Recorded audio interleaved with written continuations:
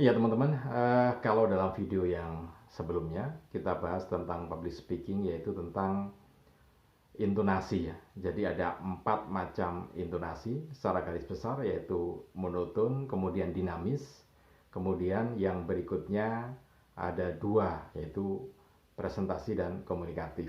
Presentatif dan komunikatif gitu ya.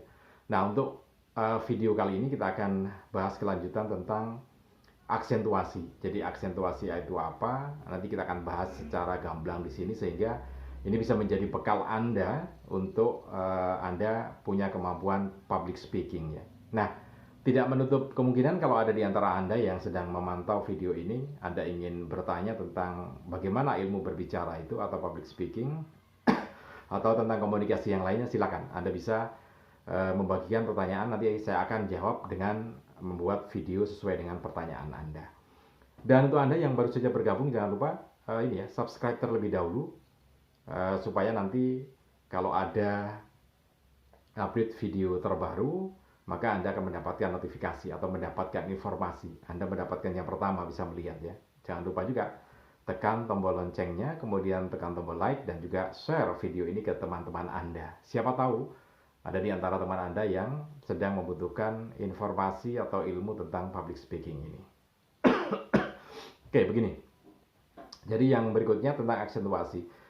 Aksentuasi itu sebetulnya adalah penekanan ya. Ada yang mengartikan sebagai penekanan atau diartikan aksen. Aksen itu sesuatu yang berbeda dengan yang ada di sekitarnya. Jadi kalau boleh saya katakan, misalkan kita berbicara itu satu paragraf gitu ya, satu paragraf utuh.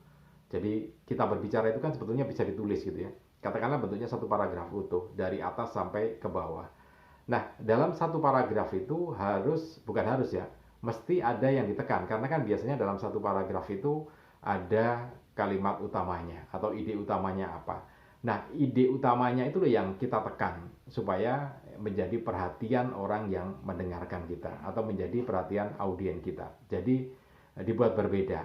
Nah, cara membuat itu jadi berbeda supaya jadi perhatian, karena kan tujuannya begini, di aksen itu supaya mendapat perhatian, ditekan itu supaya mendapat perhatian, dibuat berbeda itu supaya mendapat perhatian. Karena dalam satu paragraf itu biasanya ada beberapa kalimat. Nah, dari beberapa kalimat itulah yang kita tekan. Kata atau beberapa kata kita buat berbeda gitu ya. Gampangnya begini. Kalau dalam bahasa tulis, bahasa cetak itu ya, bahasa tulis, itu kan ada yang cetak tebal atau dicetak miring, uh, atau ya ada cara yang lainnya ya gitu. Biasanya sih underline, jadi garis bawah, cetak tebal atau cetak miring. Nah, itu sebetulnya sama dengan itu. Itu adalah aksentuasi dari kita berbicara.